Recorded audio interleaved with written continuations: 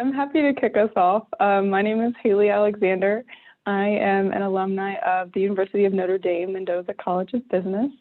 I am originally from North Carolina. I began my career in marketing with the construction industry and used my MBA as an opportunity to pivot into brand management. So today I am at Conagra Brands. You can actually see it in the background as an associate brand manager on the development team. So quick insight on me. That's great. In fact, why doesn't everyone do the same thing? Introduce yourself, give us a little background. Tal, why don't we go to you now? Sure. So pleasure to be here with you guys today. My name is Tal Horovits. I'm an alum from Zicklin Business School at Baruch College in New York. I graduated in 2019. In my background, I'm actually coming from a military background as an officer in the Israeli army, working for the government of Israel for several years until I relocated to New York as a diplomat. And then I decided to embark on my MBA journey. Today, I'm a director of customer experience and operations for an NLP company. We're doing AI, natural languages. So I completely shifted my career using the MBA, living in New York. Great. Brad? Thanks, John. Hi, everyone. Brad Goodwin. I am a 2016 graduate from the Warrington College of Business at the University of Florida.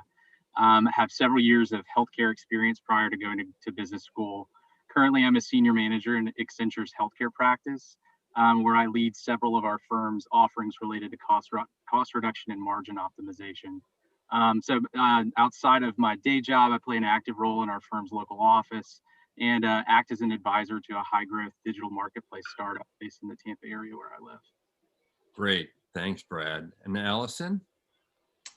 Hi, everyone. I'm Allison Smozinski. My background before attending Case Western Reserve Weatherhead School of Management was serving as a consultant within the higher education industry. Upon graduating from Weatherhead, I've moved to a role at Google in the finance department, specifically as a global process manager. So used my opportunity to get my MBA to switch over and get a few more quantitative skills. Let's talk about, the early part of your path to get an MBA. Maybe we can transport yourself to a place where many of the people in the audience are right now, where they're either thinking of applying or they are actually in the active process of applying to a school. What was that like for you? Why did you decide to do it? And how did you pick the school you ended up at? I can go first really fast if that's okay. So the decision was one that I had been considering for quite a while, but it really hit a nexus, or really hit that tipping point whenever I had applied for a job that I felt that I was really qualified for, and was really quickly filtered out based on the lack of formal fundamental finance and economics training that I did not have in undergrad. So I spent a couple of years doing research about various programs across the country. For me, state school network was really important.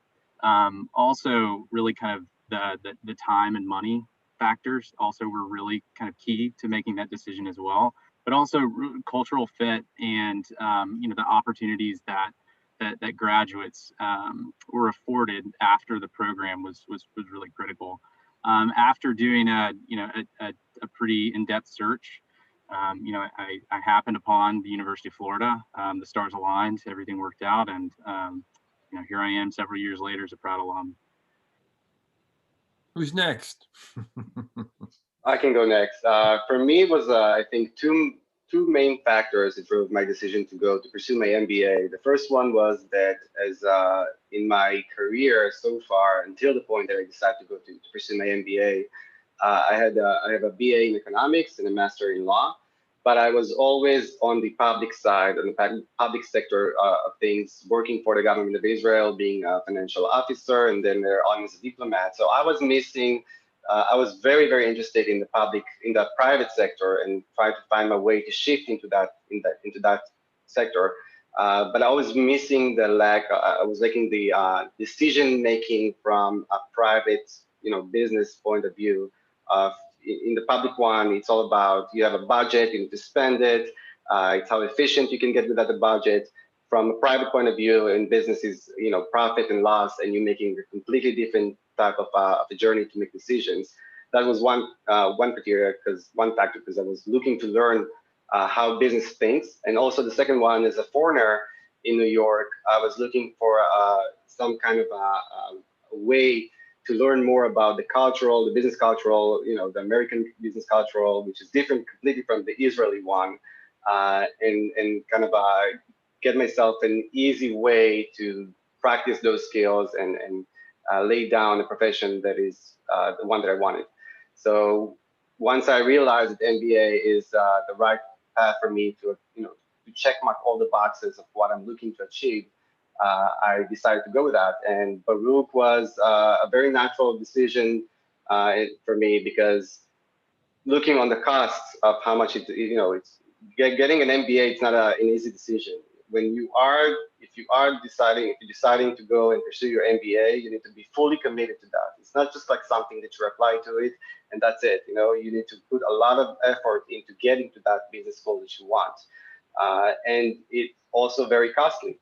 And I wasn't looking. I have a lot of friends who graduated from different kind of business schools, and until today, years later, they're still in debt. So that cost benefit analysis that I had in my mind about how to get the most value and not carrying a debt for many years. Baruch was just checking mark all of these boxes, including like the industry and being in New York and the diversity that I was looking for. So that's why I made the decision. I can jump in here quickly. Don't have too much more to add, as I think these two have covered it quite well, but some great advice that I received from colleagues and friends that had completed their MBAs was, especially if you're looking to go full-time, there's no perfect time. And I really took that to heart. And I think the other panelists can probably agree that you do have to make that leap and recognize that if you keep waiting, that time might never come. And so I took that leap of faith, knew that I wanted to continue to grow my business acumen, specifically, like I mentioned, the quantitative skill set. And so that's what really led me to pursue my MBA. Thanks, Allison. And I'm just going to jump in to keep things going while John gets unfrozen. It's rather large shoes to fill, so I think I'll just stand back here, John, until you need me.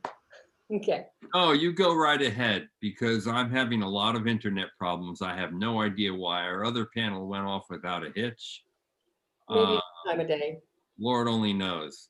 Okay, well, first thing I think I'd like to do is I'd like to say, let's let this panel run long if you guys have a little bit of time, since we lost some time with you in the beginning. And I think it's the last panel of the day. So we missed a couple of fun questions that maybe we can get back to. And I know as I was joining, I know I heard from Tal and Allison. Haley, did you get to respond to the last question? I haven't just yet, but very similar reasons for why I wanted to pursue an MBA. I always knew going back to school was of interest. It took a little time for me to actually identify that business school was the right path for me. I had a great mentor in my brother-in-law who had that experience, and it came highly recommended. So that's really what started me on that path to looking more into business school programs. I also was way too early in my career to become a specialist within the construction space or the service marketing space. I definitely wanted to broaden my horizons and opportunities. So I knew an MBA program would be the perfect opportunity to pivot into a different industry, that being brand management, which was of interest. So that's kind of what led me to pursue an MBA. But in terms of program, there are numerous reasons why I chose Mendoza College of Business. But just one, I'll just give one for now because we may have more questions later. But it was really just their ethics-based leadership program and how much of an emphasis that they placed on that within all of their courses and concentrations and within the classroom setting. So that was very important. That's great. They certainly make that evident. Too, in all of their communications, externally. Brad, did you get to answer the question? Because I missed that. I may have missed you too. I did, yeah. Happy to continue to opine about the values. Well, actually, so the last couple of days we've had a chance to really get in touch with some of the attendees who are watching right now. And, you know, so there's always some themes that come up when we do these events, or even before, just talking to our readers. And so one of the questions that we must ask you is, was it worth it? You know, I mean, if you have a direct goal that is tied to switching a career, or maybe it's just because you want to be the best people manager you can be, but was it worth it for you, for the experience, I think personally, and then also, did you achieve your professional goals? And let's start with Haley, since we just finished with you. Absolutely, 100% worth it. There are very few times in life where I wish I could repeat things. MBA experience is the first time I have ever wanted to repeat a period of time. I just can't, I can't emphasize enough how incredible that experience was. And very specifically, being able to fully immerse myself within a two-year program, I think that was incredibly important. And I think the biggest piece or takeaway for me of like why I say this is 100% worth it is I think the network that I have access to, the community that I've built over those 2 years, I would not trade for anything. So no matter where I am in the world, I almost always have a friendly face that I can call on because of this experience and the network that I built while I was there. That's really great. And one of the surveys that we just sent out to the audience, you know, somebody, I think it was a program director, and I don't recall what school right now, but he was actually answering as an alumni. And the thing that he wanted new applicants to know was your network will be with you for life. And I think that's you're all nodding. So I think that's a really common thread. So Brad, how about you? Has it been worth it for you? Yeah, I know I can only speak for my own experience, but I would say hands down, it was by far one of the best academic experiences, both academic, professionally, and personally. A highly transformative, short amount of time that I oftentimes wish that I could go back to. But you know, I guess the second part of your question was did it kind of meet my expectations from a pre-program to post-program perspective? And I would say it essentially exceeded. I landed at, you know, through following kind of the, you know, the curriculum, the process, the, you know, the highly curated sets of activities and tasks that we were asked to, you know, to complete throughout the course of our time at the program. And I had opportunities with firms and organizations that prior to, you know, jumping into my position with the with UF, I would never thought that I would have ever been considered for. So to, within such a truncated period of time, go from, you know, completely off the radar to getting the offer, it was hands down a no-brainer, fantastic experience for me. Do you attribute that to the skills that you learned from participating in the program, or because of the changes that you made personally, you know, in your leadership style, your management style, communication style, from being in the program? Yeah, I would say both, to be quite honest with you. So UF has a very purposeful, methodical process for professional and career development. And so by, you know, kind of, you know, signing up and jumping in with both feet, I was able to, you know, quickly identify those, you know, those leadership traits and strengths that I can bring to the table that can accentuate a, you know, a resume and really kind of sprinkle some really good thematic attributes to any sort of story during an interview or an interaction with an alum or a potential employer that, you know, was tremendously valuable to me, and it still is to this day, to be quite honest with you. That's great. And then what about the networking aspect? Was it part of the network? Yeah, absolutely. So the Gator Nation is strong, and we are, even though the class sizes within our business program are very small, it's a high touch, high intensity program where full of really engaging and energetic staff and students. And I feel confident to this day that I can, you know, pick up the phone and call one of my classmates, a professor, you know, a member of the administration who may not even be with the university anymore, and you know, strike up a conversation as if, you know, we had been in class or had been walking the halls together, you know, 4 or 5 years ago, just like it's nothing. So it's been very valuable. That's great. Allison, how about for you? Has it been worth it? Yes, 100%. Both like Haley and Brad mentioned, I think going to get your MBA is the ultimate investment in yourself, and really investing those 2 years to find whatever it means to you. So I know that it was mentioned, the classmates, the network, that's all wonderful. I'd also highlight the faculty and staff as well. Weatherhead is also a smaller program with a smaller class size and faculty to student ratio. I would come into the classroom, of course, professors knew my name, knew what I was working on, knew what I was interested in, said, hey, we have an opportunity for you, or have you thought about this? So just having not only that investment that I'm making, but everyone at the school and the community wanting to be part of that as well. That's great. Tal, am I pronouncing your name correctly? Yeah, you're pronouncing correctly. Great. Okay, thank you. Yeah, usually, it's hard with Israeli short names, but my feelings is pretty much similar to my friends in the panel. I think that was one of the smartest decisions that I made through my entire career. And not just because of the skills that I got, both the soft skills and the technical skills, but that whole journey is played in a very specific way. If you're engaging a full-time MBA, it allows you to do the internship in between, and you're kind of growing with your court, as explained here before, which is becoming a family and stay with you for the rest of the years, growing your network. Eventually, it was a very smooth transition into where I wanted to be in conduct with my goals, professional goals, and I'm happy to say that I achieved all of it in a very short time. I'm still not where I want to be in 5 years from today, but I'm definitely on the right path going there. I won't lie, the MBA time itself, while it was very fun and I learned a lot, it was also very stressful. Take it into consideration. It's a lot of work, but I enjoyed every second of it. There is a pleasure and pain in that time. Right now, it all seems fluffy and pinky and a lot of sparkles, but you need to put a lot of work into that. But you're coming in a very specific time in your life, usually when you're ready to learn. It's not like you're going to your BA on the grad where you're not really sure what you want to do with your life. You're much more mature in your understanding what you want to do. So it's a different type of experience in learning. It's not just sitting in a class and memorize books and all kind of lessons. It's more working towards your own goals.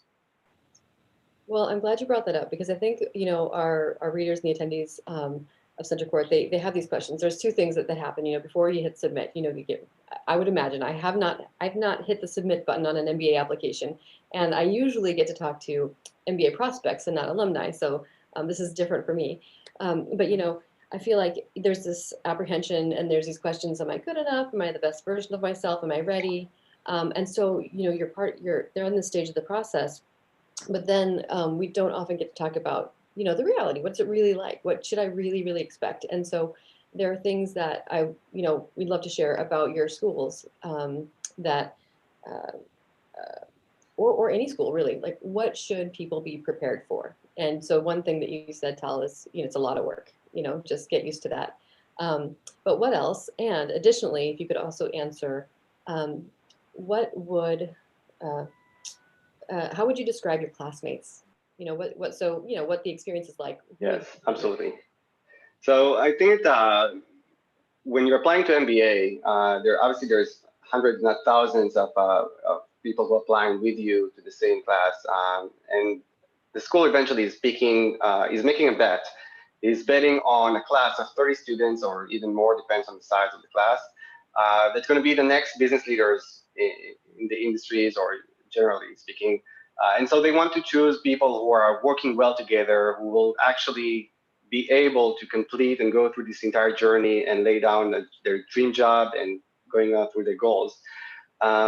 So eventually, when you go into that MBA process, you need to be prepared to not only invest a lot of hours, and it's not only in the school side, because you have all these social activities around it, right? It's not just going to the class and learning new skills. It's also developing your networking and going to conferences, and be ready to get out of your comfort zone, which means participating in competitions, case competitions, if you're working all those type of skills. Be prepared not to have a lot of sleeping hours, but also, have a lot of fun with that. There's a whole culture around MBA. It's a complete, complete world of itself of going out in industry and eye tracks and going to see other states and countries and traveling around the world and getting socialized and getting some roles in social clubs, students-led clubs. So you become a treasury or a spokesman, whatever you want to work at. So there's a lot of things that you need to prepare for mentally for yourself, to be able to take all that load and survive it. But also next to it, there's a lot of joy and a lot of learning experience that I personally really enjoyed. That's great. You could be you could be on payroll. Just selling the MBA. It sounds like a lot of fun. So Brad, in Florida, particularly about your experience at the school, but also— It's 12 o'clock. Sorry, that happens on my phone or my computer and I can't stop it. So it's just going to tell us. If it makes you feel any better, I thought that was me. I was like, where is that coming from? Okay, no, it's me. Keeps me on track. So yeah, so what would you say that people should know about your school, about the MBA, getting an MBA? What should they prepare for? Yeah, so the school in particular, I would say that there's just kind of one kind of simple benefit of it, right, is that you have the advantage of a state SEC school. So I would say, unfortunately, not all top tier MBA programs have the benefit of football games in the fall and things like that. That being said, I know that we do have a couple of really strong teams on the call here. But I would say that the large state school atmosphere was one that was really really unique. That coupled with the fact that the program was significantly smaller than some other programs that are out there. So I think 60 students graduate per class. So that gives the really kind of that high touch, hyper personalized experience.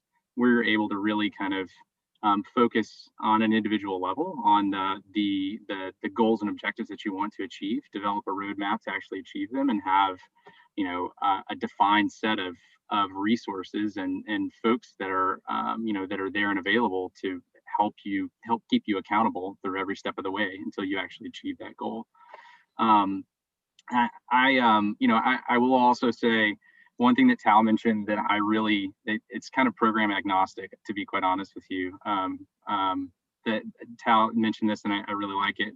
The mantra that I used, or that I followed when I was in business school, was become comfortable being uncomfortable, because there's never going to be another place or time in your life where you have a safe space to take on more than you can handle and fail. Because if you do fail, so what? You move on to the next thing, right? And oftentimes in the workplace, we don't get that opportunity to fail graciously, so to speak. And so that was something that I think is extremely important as students are going through the curriculum, the process, and the programs themselves. But yeah, hopefully that answered your question there. It was great. Thank you. I'm sorry, I was a little bit delayed. I put my computer on mute to get back to you. So, Allison, how about for you? And then I do want to circle back with you guys and hear more about the class that you're in, and the students that you're with at school. So, but Allison, go for it.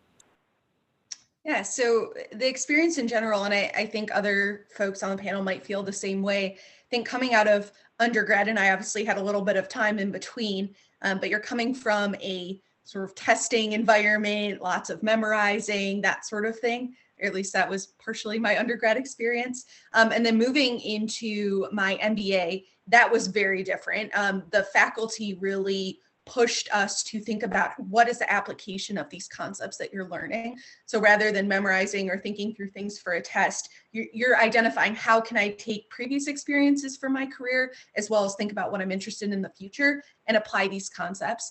So that was terrific and was really helpful in something that I use in my job on a day-to-day basis, even from courses that perhaps I didn't know that I'd be coming back to that information. One thing that I would really emphasize too is that your experience is what you make it. The programs do a wonderful job of providing different opportunities, different clubs, different events. I know that's one thing I really liked about Weatherhead. Even though it's a smaller program, they still had all of the different clubs, the speakers, the opportunity to network, the opportunity to have a mentor, someone, an alum to connect with. And so all of those different facets, personally, I took advantage of all of them because that's what I was there for. But those opportunities are available. You really can craft your own experience. What about Notre Dame? Yeah, so in terms of how to prepare, as everyone mentioned, it certainly will be difficult. And I think it helps to kind of reframe the idea of, instead of going back to school, this is your new career, and you're going to do this career for 2 years. So it's kind of helpful to think about it in that regard. And, the opportunity, as Brad mentioned, being able to kind of fail graciously in that experience in those 2 years, as you really stretch your limits and, see what you are capable of doing, what are you interested in, whether it's leadership opportunities or testing out different subjects or concentrations, dabbling in analytics courses or R, or whatever that may be. There's so many opportunities to really test your limits and see what is meaningful to you and what's going to continue to add value to you as you define that career path and your next steps outside of the MBA program. And then also, at least, I doubt this is unique to Notre Dame, but I think that we're very intentional about making or, encouraging students to make a very thoughtful pause and trying to find what it is that you value and what is it you are looking for in your future career, to try and really lay that foundation and set you up for success once you are outside of that program and starting to become a business leader. So it's very important to articulate those and define those early on in your MBA career, because they will continue to be challenged even as you experience your internship and enter the workforce again upon graduation. And then I know there was another question about how would you describe your classmates. I think specific to Notre Dame, I would describe my classmates as passionate. Everyone, many names pop into my head right now of just all of my classmates that had very unique and incredibly interesting passions that they were pursuing, whether it was within the program or outside of the program, or just interesting initiatives that were very, that they were very interested in pursuing. And so my classmates were incredibly passionate, and it was so much fun to just see and learn and experience that with them. It was an incredible opportunity to do that. That's fun. That's great. Tal, how about you? What is for your student or your class? Yeah, so we are a very, very, very diverse class. We were like around 45 students, and coming from all kind of industries and background. We had lawyers, we had doctors, we had officers like myself, people coming from we had someone who used to work for a museum, really in the museum, like we started resurrecting like artifacts. So it was very diverse, and also very, very Baruch and New York people are usually known for being very, very hardworking. And that's true. In New York, you don't really have a lot of time. If you do have time, then you're not supposed to be in New York, I guess. So it was a class that until today, we are coming from different backgrounds, different cultures. That brought a lot of spice into the classroom. The conversations, the classes were really, each one brought their own experience and perspective about different topics. It was really interesting to see. And I think the dynamic made the dynamics really, really interesting. That's great. Thank you for that. Brad? Yeah, go ahead. I'm sorry. No, I was just observing. So we've got a class size of about 45 students, now 60 at Florida. So two smaller. And Haley, what's your graduating class at Mendoza? Forgive me, I think it's closer to 140. Don't quote me on that. I'm just wondering, I just wanted to get a sense, or just intimate. Yeah, it's all intimate. Okay, so sorry, Brad, go ahead. And Allison, I'm going to ask you the same question just before, so I can get an idea of what it's like. How many people you're? And just to recap, the question was, how would I describe my classmates? Correct? Yeah. How to describe your classmates? Yeah, I mean, I would say highly engaged, highly active, very interested in taking on leadership roles within the program itself. So our, we had some unique opportunities to, to play an active role or participate in a UF MBA owned startup that sold merchandise to alumni and students, both on campus and off campus, obviously. Other positions to, within our, MBA student association, admissions ambassadors, teachers or graduate assistantships, things of that nature. For such a small cohort of students, there were just a vast amount of opportunities to get engaged, and by and large, it was more the norm than not to take on some sort of leadership role within the program. Like Tal mentioned as well, highly diverse backgrounds as well. I was coming into the program, I was surprised at the volume of international students that were joining our ranks, and insights and backgrounds and stories that they were able to bring to the table that added such a richness and unique lens to some of the business problems that we're solving during our coursework. So I would imagine you learn as much from each other as you do from the course itself, right? Absolutely. So Allison, how large was the class at Case Western when you graduated, and how would you describe them? Yep, I believe my class was right around the 45 mark as well. And similar to what some other folks have said, that I was really blown away that within that 45 person class size, that we had students from such interesting backgrounds with diverse goals and ambitions. And I think having that smaller class size really allowed me to get to know all of my classmates, and perhaps we weren't interested in the same type of role, but I knew that they were interested in this particular area. We were able to really use that to help support each other, better understand some of those different areas that perhaps if I was in a larger class size situation, I wouldn't have that opportunity to, but very motivated, very ambitious. I think most like other folks have said here as well, but learned so much from them in backgrounds that I never would have thought I would have had the opportunity to interact with, both from the business world and outside. I know I had someone in my class who used to be a horticulturist in Central Park. So just as an example, different areas that I never knew anything about, and now can think about that and apply that to my work as well. Thanks, that's a great story. So this is not a question that, I don't know if you saw the questions before you came onto this panel, but I'm gonna go over a little rogue here because, you know, I feel like there's this sense of just this heaviness, this weight of applying to schools. And now you're going to go through the application process, and then you're going to apply, you're going to get in. Then what happens next? You're going to probably be, you know, the recruiters are going to start knocking at the door, asking you about decisions to make about your career, where you're going to go. And I feel like, and then from there, you've got a summer internship, and then your second year. And my question is, one of the questions is, when is the out breath? For somebody who's starting the process and applying now, when do they get to exhale and take a break? Or do you just get used to it? Go ahead. I can start.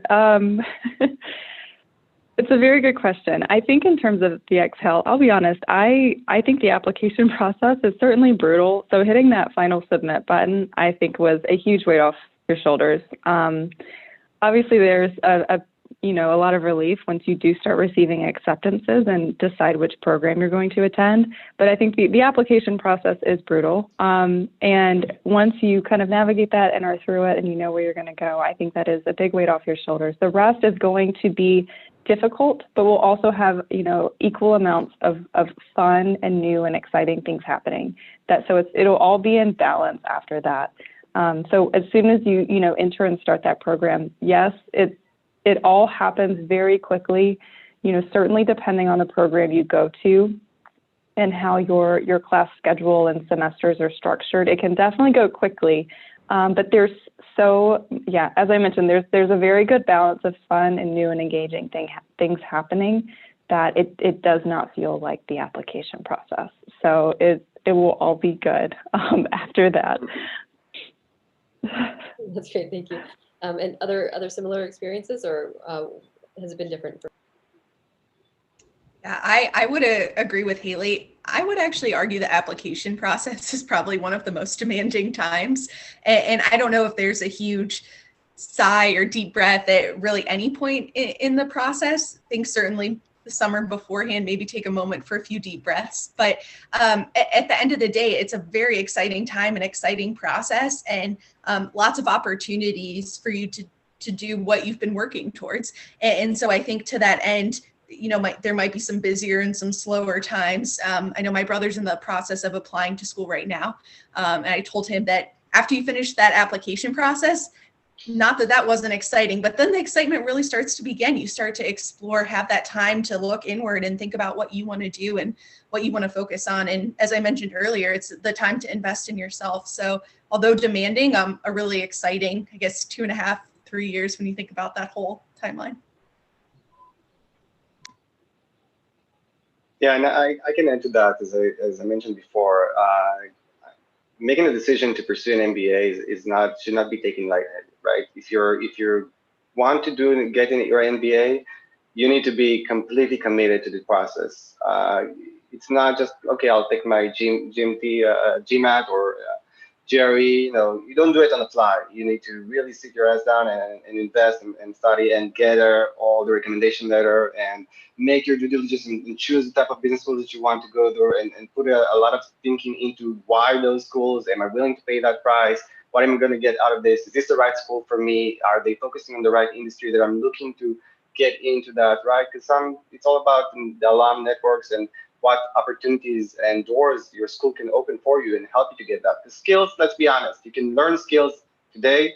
You can get a solution architect certificate from AWS online. You don't need to go and pursue data analytics, MBA in data analytics for that. I got a lot of technical skills just by teaching myself. It's more about the environment and what the school is doing for you and how they advance your career. So once you decide to pursue that MBA, be fully committed to that. You're going to also pay a lot of money in the process. Getting your application right. Some people just need help, professional help of getting just the right statement. You only have one shot to prove that you're a next business leader and why school needs to pick you. And you want to put all the effort. So if you are going to do that, it will take time. It will be stressful. But once you do it, I completely agree with my friends here. That's where the exciting part starts. And for me, those points of kind of relaxation, or at least taking those big deep breath, were usually in between semesters when I was more focused on the social activities for me with my classmates. As I said, a lot of MBA schools have got programs to travel around the world. I had the opportunity to lead a group of 15 MBA students, my friends from my class, to Israel for a 10 days business school trip, where we met startups and all kind of business leaders and learned about the culture, environment. We then went to India, and we also had another one to China. So those were the points where I really enjoyed, and I kind of put aside the stress of everyday learning and homework and stuff and assignments, and just chill with my friends, but also use that to learn and advance my skills. Thank you. Brad? Sure. Yeah. So I think we've really kind of hit the nail on the head in a lot of respects. So for me, there wasn't a single out breath, so to speak. So it was more of like a series of small out breaths. Applicant, Haley and Allison talked about the application. When you go from submitting your application to being accepted, that's an out breath. The first, week of school, once recruiting starts, the first time you get handed a case study and pass it. And then for me, I think the biggest just weight off my shoulders and relaxation was actually getting a job offer, so to speak. And then from then on out, it was, let's have fun with this, make it a meaningful experience, and leverage the tools and resources that I have at my disposal to help prepare me to be, a rock star at my job once I graduate. Sounds great. Thank you very much for helping paint a picture of what it's really like in various ways. And so, in terms of your careers and your professional life, right before the new admits in the fall go to campus, we have an event called the Pre-Mba Networking Festival. I missed how far you guys are out from your program, so I think that we might have been in the window where we were doing it. But what it does is it gives new admits a way to look at other industries, look at the companies that they might work for, after post-MBA. And so it's a neat way to sort of try on different industries. I don't remember, I know that Haley, you were industry switcher. But did any of you experience a shift when you started your program? You thought, hey, I want to go into banking, but then you decided to shift and go a different direction, marketing or consulting or something like that. Did it change? Did your interest change during the course of the program? And anybody can jump in. Yeah, I can take this question. Absolutely. When I started the MBA, I was sure I'm going to do business consulting, type of McKinsey, BCG, Bain. I was so focused on those. I was working on case studies so hard. And even though I knew it's going to be very hard for me to lay down an interview with one of the biggest companies of management consulting, just because, Baruch is very well known for the finance and marketing, not necessarily for consulting. I was actually able to get an interview job, and I also remember that I was focusing, because of my experience in the finance world, on banking. But as soon as I finished 4 rounds of interviewing with a big bank here in New York City, I realized that I'm not a corporate material. And there was this very small, minor but very important story that I came across about a power outage was 2010, I think. 911 services went down for 6 hours. More than 6,000 calls didn't went through. And all of that happened because of one single code error happened by a single programmer in Texas. And it kind of blew my mind that, today everything is supported by code, and only less than 2% of the population know how to write and read code. And I realized that business cannot survive without data and cannot, and so I kind of shifted completely from management consulting into the data analytics and the data arena, and focused more and more on data structures and all of this. And so this is how I built my career. Eventually, I laid down an internship. It became a full-time job as in a company, a small startup that's doing AI, machine learning, teaching the machine to understand text like human beings, reading context. And today, I've less than 3 years in the company. I became director, and I really absolutely love my job and startup life. And I didn't even think about that when I started the program. That's great. Thank you. Brad, how about you? Yeah, so my background prior to going back to business school was in the healthcare space. I knew that aside from the altruistic aspects of the industry, right, you're helping people. It's a growth industry. It's really never going away, so to speak. And so I knew that I wanted to stay in the space. And so I initially started off looking at healthcare organizations, a variety of roles within them, and then quickly realize that there's this world where you can do really cool things with a bunch of organizations, and not be a captive employee at any one. And so our career services director at the time was an ex-McKinsey guy, and we worked over the course of the next couple of months on like you mentioned, Tal, case interviews, the process and things of that nature, and looking at the right firms based on not only prestige but fit with what kind of work I wanted to do, where I wanted to go, and ultimately was able to land a role within Accenture's health practice. So not a huge career switcher, but I would say like a slight pivot, so to speak. But it sounds like so far you're both open or opened by the experience to shift in different directions just because of having gone through it. Absolutely. Haley, Allison?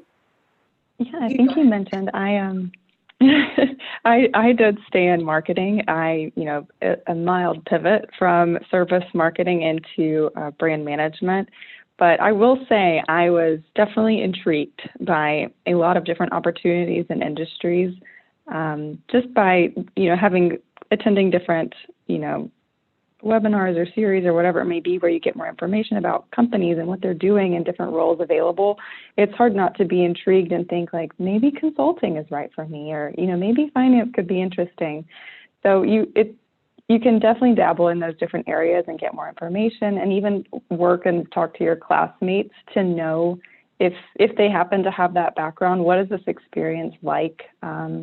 or if you have classmates that are pursuing opportunities in consulting or in finance or whatever that may be, you can kind of talk to them too and get their perspective and see if it is right for you. And then that is the beauty of a 2-year program, is that you do have the opportunity to do a summer internship. So if you do want to, you know, go out on a limb and try something that you didn't necessarily expect to do, or think that that was the career path that you were planning to go in, you can do that with your summer internship. It's an awesome opportunity. But yeah, I did end up staying in the brand management space. So I ended up exactly where I had hoped and started at the very beginning of my MBA career. So that was, you know, very pleased with that outcome. That's exactly what I had hoped for. That's great. And, you know, there are some people, they know exactly what they want, and they're going to go, you know, use the MBA to go and do that, you know, and it's, you know, it gives you the skills that you really need to be able to do either, you know, to excel in the field that you're in, change. So that's my kitty cat running around back here. This was unplanned. If you hadn't, you know, realized by now, I wasn't planning on being hosting this webinar today. Allison, and can you tell us too, before I go to the next question, did you have that experience? Did you explore different opportunities as a result of being in the program, and, you know, exposures to different industries or career paths? Yeah, and it's funny when you asked the question, Heather, I thought, did I really make that big of a pivot? Because, and I'm sure you all can agree with this a little bit too, because I'm in a different industry, different type of company. I was doing higher education consulting before at a small to mid-sized organization, and now working in finance at Google. Quite different. But I think in my mind, why I'm thinking it's really not terribly different is because a lot of the skill sets are very similar. A lot of the type of work, although I'm not working in a client-facing capacity at this point in time, a lot of the work that I'm doing around sort of that process and program management, as well as stakeholder management, a lot of that is very similar. And so I know when you're thinking about business school and you think about roles, and it's easy to think about them as very siloed of, you know, the marketing, consulting, finance, et cetera. But I would encourage folks, and I think this was really beneficial for me, of not just thinking about those roles as being completely different, but is there a role within finance or marketing or whatever it might be where there's a skill set or an industry that you are already familiar with or something that you're interested in? Because I think that there are a lot of overlaps with those types of skill sets. So even though I guess my role is quite different than what I was doing before, I still think I'm able to use some of my strong skill sets just in a different capacity. That's great. Thank you. Thank you for sharing, everybody. You know, before I go, or not before I go, but before I ask the last question, I do have one more question, and it is getting to be almost well, 12:30 in my time, so 3:30. So we could wrap up. If I don't want to keep you longer, but if you have a minute to answer one more question, it's you know, we have to ask for what advice would you give to an MBA applicant? So I'd like you to answer that. And I'd also like to sincerely thank you for your patience during this webinar while we lost John. I know, you know, your schools, your school officials, and you were probably looking forward to having a conversation with him. So thank you for your patience and being gracious and smiling and keeping the thread going as John's internet froze. And if you would share with us one more piece of advice for future MBA applicants, that would be fantastic. Haley, get a lot of sleep. Oh, sorry. Sorry. No. You know, Haley, go for it. Then we'll move over. Sure. So I would just say my only advice is, like, really, really immerse yourself. Really get out of your comfort zone, because that's really going to only optimize the experience of being in the MBA program. You know, take advantage of really building that community, getting to know your classmates, your network, even like the broader community or program, admissions, whatever that may be. Get involved as much as you can, because it'll only add value. Again, I thought of it as this is my new career, so I'm going to do as much as I possibly can. I'm going to put way too much on my plate. I maybe wouldn't do exactly that, but definitely stretch yourself, stretch your limits, and just try and sit back and also enjoy the experience. Like, when are you going to be able to take 2 years away from your career and really focus on you and yourself and what you're passionate about and interested in, and, you know, set your future self up for success once you enter into the business world again. Thank you so much. Tal, go ahead. I'm sorry I set you guys up for that last one. No. So I think that I said previously, I said it was kind of a semi-joke, but yes, get as much sleep as you can before. Just sleep as much as you can before. But also, as I mentioned before, is if you do think of MBA and you decide to go with it, be fully committed to it all the way until the end. The last things you want to do is, graduating with your MBA and then just stop there and not doing anything with it. You put so much effort into that process from A to Z. So be ready. If you're making the decision, be fully committed to yourself and to the process.